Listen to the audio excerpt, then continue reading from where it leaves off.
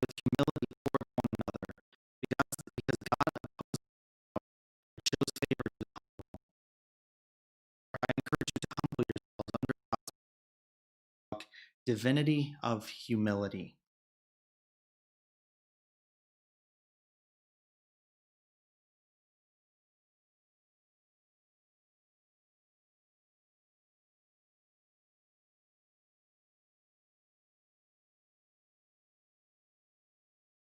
Good morning. I am the most humble person I know. In case you didn't quite hear that, I am the most humble person I know. Now, all right. Obviously, that's a little bit of an oxymoron where, talking about humility and being humble, kind of separate ends of the spectrum. Let me backtrack a little bit. So, when I was in middle school, this was actually the first year that the Amenas came over from Great Lakes, and they were planning on staying at our house for, I don't know, I didn't know how long at that time, how long they were gonna stay over, and I was willing to offer up my bed or my room or whatever to be more accommodating. So after Great Lakes, I went to Makuno for the first time and only time. And Makuno, for those of you that don't know, it's kind of like a bridgeway between. It's like the next step between growing up and then going to Onesimus, which is a little bit for older people. So Makuno is a nice little bridgeway, and it's out there in a little bit of a rural camp in Ohio. And one of the classes there was about humility. And I don't remember who the teacher was, but he was asking us to say, what are some good examples of humility in your life? And everyone was going around saying, oh, like the standard response, oh, my mom, oh, my dad, oh, this nice little person in my church, kind of the standard stuff that you're expected to say. And then me, a middle schooler at the time, with full confidence and with no intent of sarcasm, said, I am the most humble person I know. And everyone kind of looked at me and said, do you hear what you just said? And that's when it kind of, popped off my light and said, and so I was like, wait, doesn't quite make sense. And so, I had to try and play it back, say, oh, yep, oh yeah, definitely meant that as a joke. Definitely meant that as a joke. No intent of, being honest at all, but I'm sure I'm humble, but definitely not as much as the other. And so, that's where I kind of got that little, where I'm thinking, you know, I think I was humble at that time. I thought I was very humble, and so I wanted to share with other people how humble I was, which is not the way to go about with humility. And so other aspects of my life where, I was either humble or too prideful. Back in high school and school, when we're in class, we're having a lecture or something, teacher says, any questions? I don't think one time in my entire school career did I ever raise my hand to ask a question. I had too much pride and thought I knew everything to even admit that I didn't know something to ask a question. So this often led to me, after class, going up to someone saying, hey, you know what he said? And, having that little bit of, having that pride taken out of me then afterwards, a little bit of a quieter setting, not at that main setting in front of the whole class, just by raising a hand and asking a question. Just nothing, not too hard at all. In high school, I was, very fortunate enough to have a car, and I would always tell people, "Hey, no problem. I have a car. Ask me for a ride." But on certain days when I didn't have a car, I would never ask anyone for a ride home. I was scared and too afraid to show humility. And I was too full of pride just to ask for a car ride home. It's simple as that. Whenever I step onto, playing a sport, whenever I step onto a basketball court, I go out there with the mindset of I am the best basketball player on this court. Now, this actually I don't have a problem with because this helps me with my confidence and getting it up. And confidence is a little bit different than pride. But the big thing is when I'm thinking I'm the best basketball player on the court, it's what do I do with that information? Do I take every shot? Do I pass the ball to my teammates who are much less better than me, like my dad, and let them have their failures on their own? Yeah, because that's what humility is, where we have the opportunity to be great and we are willing to pass it on to someone else. Because when we look at the grand scheme of things, this is a big, big world. We are one person in such a big world. Think about just with census coming up as of 2019, population of Illinois, about 12 million people. A lot. Population of the entire US, 328 million people. Population of the world, about 7.8 billion people here. The whole universe, say that it's always expanding. Right now, at 93 billion light years in diameter. And I am one person, 5'6", one small person in this huge, huge world. Who am I to think that I am so much better than everyone else? And just because we are just this little person, it doesn't mean that we can't have any positive impacts. It's just we need to realize that there are so many other people better than us at other things that we need to take that step back. But right now I want to turn to Job chapter 40, verses 1 through 4. And so if you've been attending our Wednesday Bible night class, we've been going through the book of Job and his couple of friends, which are not the best friends, but they're still, trying to offer advice of their own. But then Job comes to this conclusion on his own.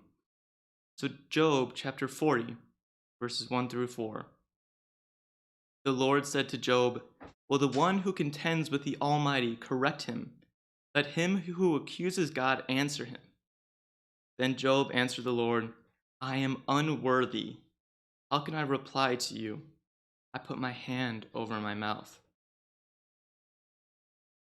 So here Job is acknowledging that in this big, big world, God is in control of everything. He is unworthy of anything. He was incredibly blessed in the beginning of Job, and we know that at the end, he's going to be incredibly blessed again. But it's this act of humility which is able to grant him these blessings from God by acknowledging that he is submitting himself to God. And this is what we need to do. We need to be able to overcome the world, not with pride and by thinking that we're better than everyone else, but rather with humility. And so I think that another great example in the Bible is Epaphroditus.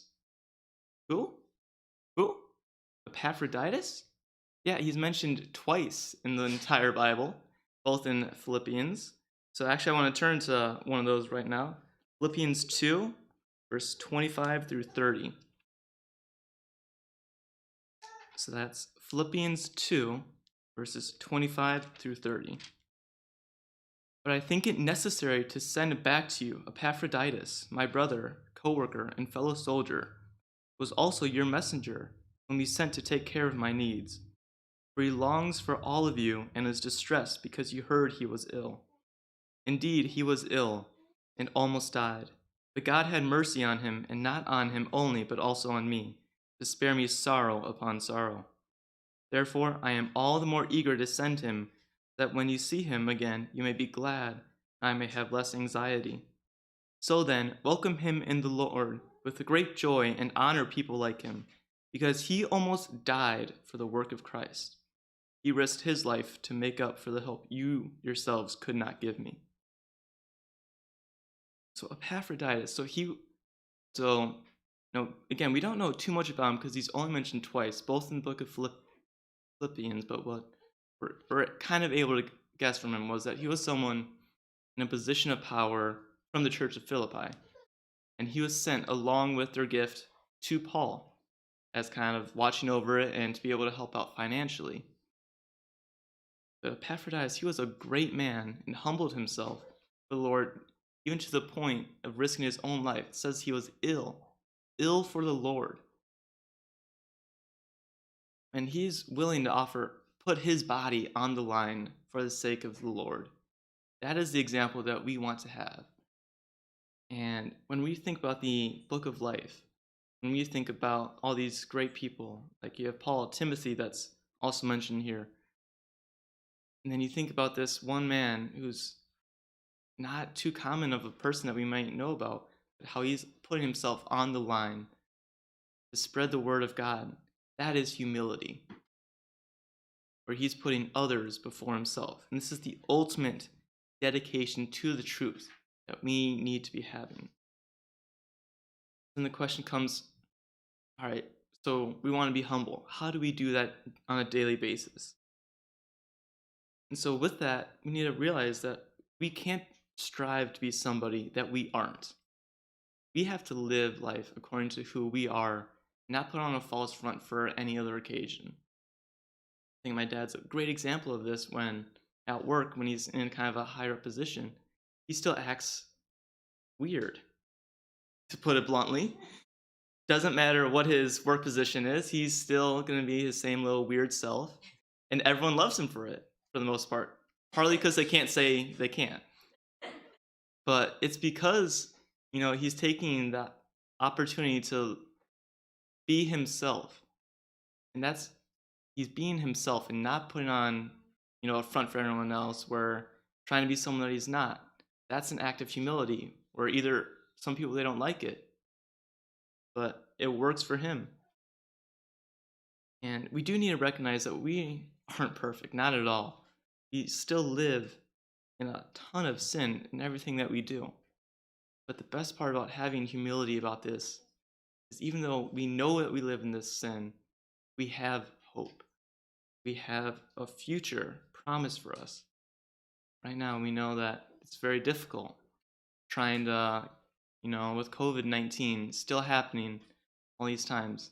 It's difficult right now, but we have a hope that eventually it'll get over this. Hope that the kingdom will come. Hope that Jesus will return. And it's through this hope that we're able to free ourselves from pride and arrogance, where it's not me first, me first, me first. It's you first, you first, you first, and last of all, it's me. Because humility itself, it's not an achievement.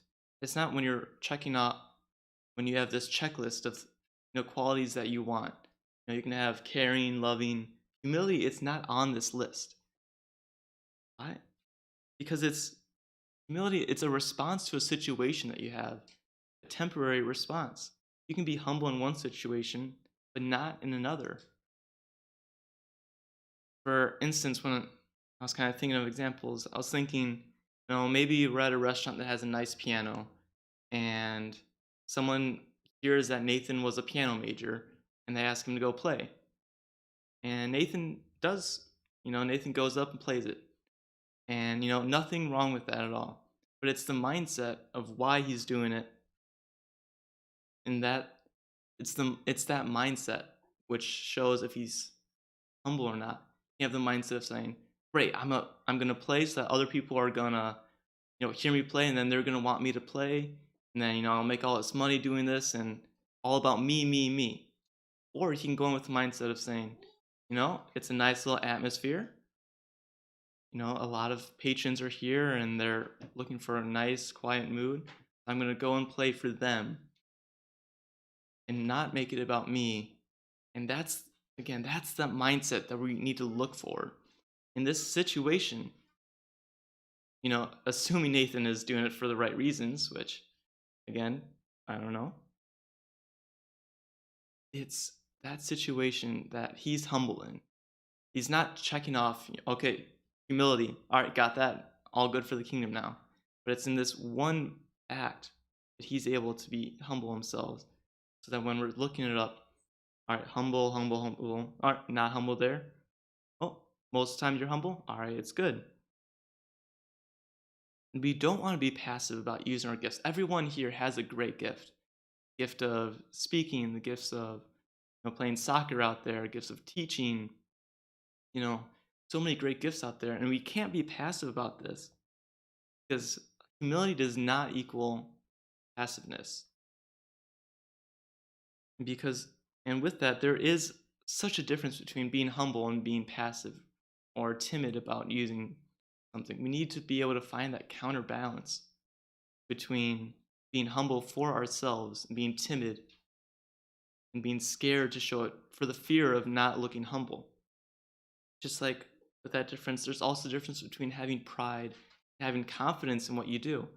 When Nathan's going up there, Nathan's playing the piano, he's not being prideful.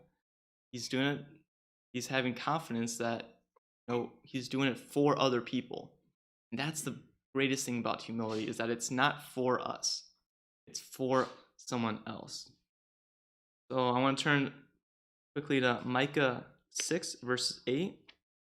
So this is a pretty famous verse, and it's kind of a three-step process on how to live. Micah 6, verse 8. He has shown you, O mortal, what is good. And what does the Lord require of you? To act justly, to love mercy, and to walk humbly with your God. The last, and my humble opinion, most important, walk humbly with your God. I normally say best for last. To walk humbly, we need to be able to walk humbly with God and to humble ourselves before Him. And to do so, we need to gladly follow Lord, no matter how difficult times will be. Some of you out there have been persecuted for following God, for being a Christadelphian. It's incredibly difficult. You're willing to offer your own life for God, for someone else's life. And it's through this submission that we're able to get this true obedience. And it's this true obedience that we need to look for, where we're humbling ourselves to the point of, I'm doing this for you, and not doing it for myself, and not doing it to get into the kingdom, which some people, they're looking at a situation, all right, this is what God wants me to do, so that's what I'll do. Humility comes from within. You can't be humble and expect anything in return. Because once we submit to God, then we're acknowledging that He is in control of our lives. And with that humility, it brings exaltation. Once we humble ourselves, we're able to be glorified. I want to turn to 1 Peter verses 5 through 6, which Nick very nicely read from earlier today. It's kind of reiterating the last part of it. 1 Peter 5 through 6. In the same way, you who are younger, submit yourselves to your elders. All of you, clothe yourselves with humility toward one another, because God opposes the proud, shows favor to the humble. Humble yourselves, therefore, under God's mighty hand, that He may lift you up in due time. When we humble ourselves in that one situation, we're not thinking of the end game. Think about right now in this specific time. But we do know in the end that we follow those three things that Mike had laid out for us: